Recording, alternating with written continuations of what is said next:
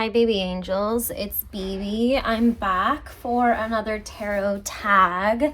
This is a VR to Rose Honey Rituals, aka Megs, for Queen's Tarot hashtag or for Queen's Spread. And I have chosen to use the Telesma Tarot by Tara Cochran or Tara Cochran.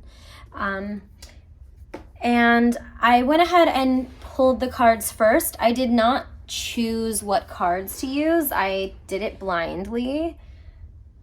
And we're just gonna go through the placements and kind of work out what we think, aka read these cards. Also, disclaimer, nudity, because you're on my channel. So let's see, the first placement is your dominant energy now, which turned out to be the Queen of Swords, Queen Lana Del Rey, holding the head of a man with no body, and it's his eyes cut out. There's a wolf. She's very glittery, kind of cold, looking down in judgment, and maybe she feels resolved, about what she's done. She's got her sword. There's this really spoopy, scary face over here. She's in a city, it seems like. This looks like the inside of a theater, and these are cityscapes. I like how this shows kind of, it's a building looking up into the ceiling, and there's a hallway where people can look to the floor below, but it's making kind of a halo around her head. I love the kinky boots, the thigh-high boots. I think I resonate with this a lot. So my dominant energy is mental. I'm doing a lot of thinking a lot lately. I am feeling dominant in my life in a really good way, putting myself first and thinking of me and my needs. On the shadow side of that, really overthinking, kind of being in my head too much about certain things. And I know that the Queen of Swords usually kind of has it all together mentally. I mean, that's kind of the way that I see her. Excuse me. But I think that sometimes your brain working so efficiently and so fast and enjoying intellectualizing can sometimes get in your own way and can backfire in the way that you're overanalyzing and you're overthinking things and you're not putting a lot of action towards things, or you're plagued by guilt or fear or shame, That does feel like the dominant energy right now. I think it's kind of funny too, because my life has not had a lot of men in it recently. And I don't mean necessarily just romantically, but I said to a friend yesterday, we were having dinner, and I really miss my guy friends. I used to have a lot of guy friends, and I don't anymore. And I kind of miss that energy. But also this kind of was the feeling, is that the current climate of our society and my personal experiences and feeling the residual experiences of the women around me and the queer folk around me and the femmes around me, it's tiring. And we feel this way sometimes, and I kind of couldn't be bothered for the last few years. I do feel resolved, but there's a certain loneliness that comes with not having a certain type of masculinity in your life. And I don't just mean, like I said, romantic. It can be platonic too. Okay, so that melancholy mess is the current dominant energy. The next most comfortable energy is one that I can slip into very quickly from this one, which is the Queen of Wands. So vivacious, action-oriented. I've made my plans and now I need to execute them. My sexuality, my self-expression, my creativity, my spirituality, going out there in the world to partay, to be a part of a community, to feel the reverence of the world and what it has to offer. I love these like ritualistic, ceremonial, vivacious people and their outfits. We've got a leopard.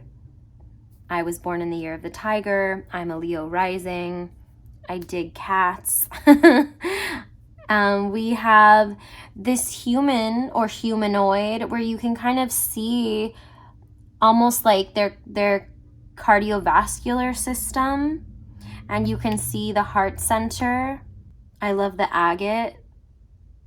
I love the jewels surrounding it, and the scepter, and then the reminder of fidelity with these, they look like almost like orchids. I don't know.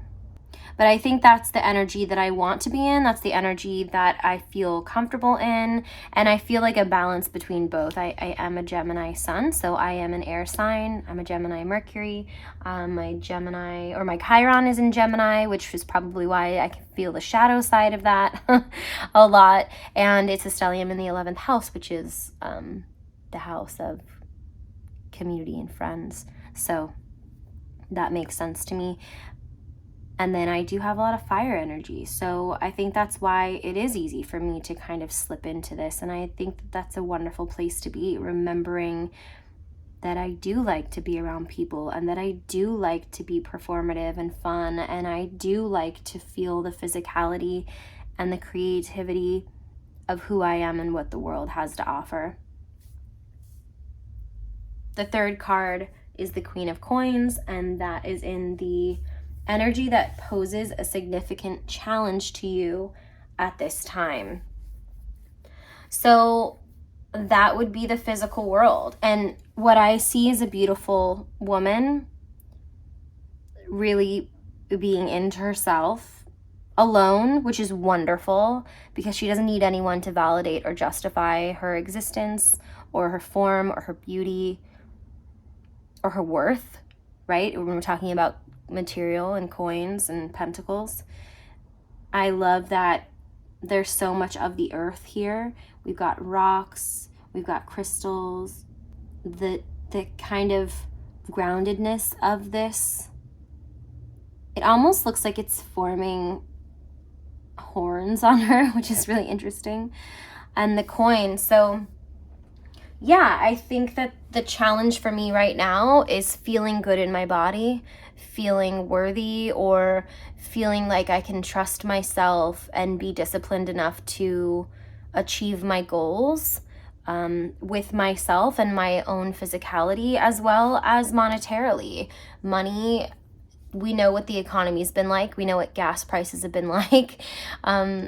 Money has been an issue. It's been on the forefront of my mind, and diversifying my income has been a goal of mine, and kind of getting over the hump from just thinking about it to doing it, to be able to embody it and let it be a part of my routine and let it be second nature. That has been a challenge. Very much so. And that's my focus too, is I tried to, but the thing is lately, instead of it being my focus and me, applying these concepts, it's been my focus, and then I go straight back to feeling depressed or shameful about it. So maybe the Queen of Wands card is a reminder to get out of my head and just try things out and just do things, and find that even though I'm scared of them, or they're new and different or uncomfortable, that I can achieve them, and then I'll feel more like the Queen of Coins. So then our last card is the energy you seem to have lost, which is the Queen of Cups. I am a very emotional person, and the Queen of Cups has always been a favorite queen of mine. I like how it looks like Priscilla Presley, and it probably isn't, or it looks like Morgan Brittany, who I was named after, actually. And I love the kitty. And it looks like a gemstone, the way that they made it, this like emerald kind of cut almost. And the textures, and being comforted by like a maternal or maiden like woman. I love the tea or bourbon or whiskey and the yellow roses for friendship and communication. And you've got a swimmer here. She could be a mermaid. I love these colors too. I love that she's in bed and she's on the phone. I love lingerie too. So, do I feel disconnected from the Queen of Cups?